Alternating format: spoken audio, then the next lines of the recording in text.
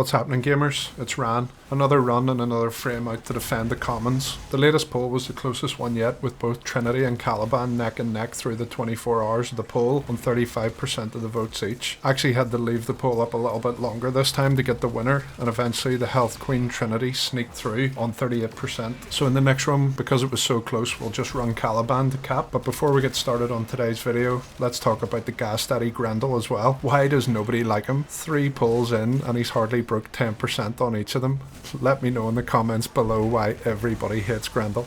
Right, let's talk about Trinity. She is very underutilized as a frame. Just have to think to yourself, when was the last time you actually seen a Trinity player in pubs? Of course, the Trinity mains are going to be at me in the comments saying something like that, but looking back at last year's year in review stats, both versions of her are really low on the usage list, at 0.63% on the Prime and 0.06% on the base version. Before this run, I was in the same camp as well, as I've never really used her, and you're going to see that as a pretty common theme on a lot of the frames that I have left to run to level cap. Okay, let's start out with her passive. Trinity and allies in her affinity range gain Life Giver, which increases their health equal to 50% of Trinity's total energy pool. This can be increased with energy mods like the flow mods and blue energy shards as well. To be honest, I was actually going to use a HELMINTH ability, and I was going to try out either Roar or Eclipse, but I totally forgot about this, forgot to put them on, and just ended up in the run as usual. I think any kind of damage increase would have been nice here. Certainly would have helped out in the damage on her weapons and overall TTK and clear speed throughout the run. Trinity's one is called Well of Life. Basically, you capture an enemy who will absorb status effects intended for you or your allies. You need to remain in the aura emitted by the Well of Life captured enemy to gain the benefits of this. You gain lifesteal per second, status effect negation, as well as an actual death gate, where if you take fatal damage in the aura of Well of Life, the target will die instead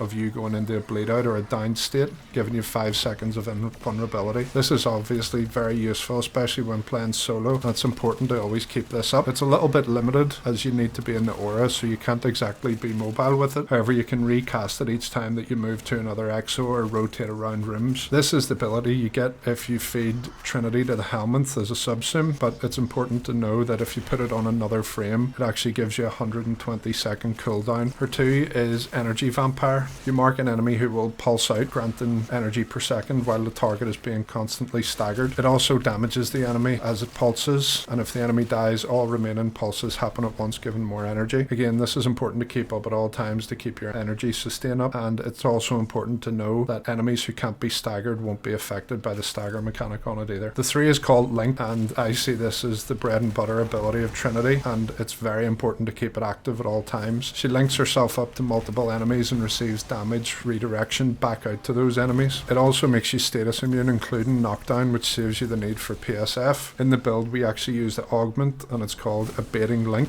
which will allow the ability to armor strip as well, which is an excellent synergy on the skill for running the level cap. Her last skill is called Blessing, and it restores health and shields to allies in the range. I didn't really use this skill at all, and this would have been the subsim slot on this setup to put on a damage booster, like I said, like Roar or Eclipse. For arcanes, we have Arcane Blessing and Arcane Persistence. Blessing helps to increase our max health every time we pick up a health orb, and then the main event for this build is Persistence, which takes away our shield and lets us go full into health. With max damage, we can take the health being 500 per second. For this to work, you also need 700 armor, which we get from 2 blue armor shards and the full Umbral set. This then makes the build really expensive to run, because you need those Umbra Forma to fit all the mods in, which is something to really consider when you're building her out. If you don't want to go Persistence and put the investment into Umbra Forma on her due to the cost, probably something else like Omamori would be a good survival option for a HELMINTH ability instead. The other benefit that we have with Trinity is the effect of Persistence can't be shut off by magnetic status, as we're using our abilities to make us status immune and keeping us safe through the run. For the weapon setup on the build, I wanted to keep with the health vampire sort of theme, so I decided to go with the CODA HEMA. Its special trait drains 5% health from us to reload, and headshots provide 5% lifesteal, which is nice for passive healing. Also, our Panzer build makes use use of Hunter Recovery for some more passive healing, which overall helps keep us alive. I will say the CODA HEMA was strong enough for killing level cap Thrax when paired up with Epitaph for priming, but for trash it's not the best at all, and I fell back on the Falcor to do the most of the trash killing. I would have liked to use Sancti Magistar for the other healing trait on the melee, but I don't actually have its Incarnon, so I didn't want to bother building it for the run. Overall, Trinity is actually a pretty strong frame, and I was pleasantly surprised how good she was to run to cap. Having the ability to be status immune, being able to heal with your abilities, sending damage back out to other enemies and resisting damage in general makes for a really nice synergy across the board. All of that with a built-in armor strip too. You can use any weapons you're comfortable to play with through to cap on her,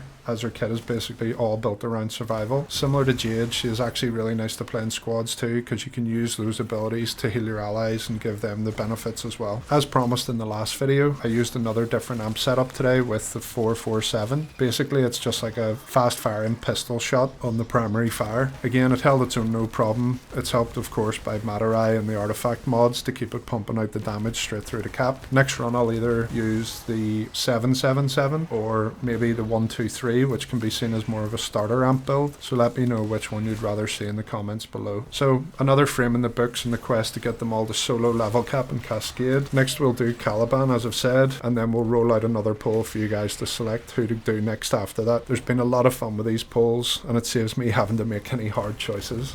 Thank you all for the amazing support lately. We've gained a ton of new subscribers over the last few weeks, so welcome to everybody new to the channel, and thanks to everyone for checking out another run. If you've listened to the app this far, then as usual, a like, share and comment will help me do battle with the algorithm overlords, and make sure you sub the channel and put the notifications on to keep up to date in the series and when the next frame goes live. Enjoy the gameplay, and until next time lads, take it easy.